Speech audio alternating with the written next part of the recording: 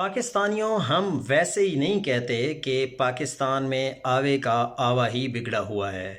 Pakistan customs کی جانب سے اسلام آباد میں شہری سے ضبط کردہ گاڑی کراچی میں ایف بی آر کے کمشنر ان لینڈ ریونیو کے زیر استعمال رہنے کا انکشاف ہوا ہے۔ کسٹمز حکام نے گاڑی آرکیالوجی ڈپارٹمنٹ پشاور کو 1,00,000 روپے کے عوض دینے کا بیان عدالت میں دیا تھا۔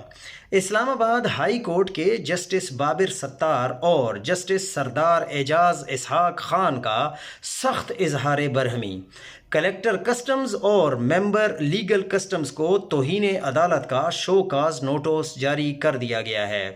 گاڑی استعمال کرنے والے کمشنر ان لینڈ ریونیو اور director general archaeology department Peshawar ذاتی حیثیت میں طلب کر لیے گئے ہیں۔ کلکٹر کسٹمز اور دیگر افسران نے عدالت سے مسلسل جھوٹ بولا اور حقیقت کہاں سے آشکار ہوئی۔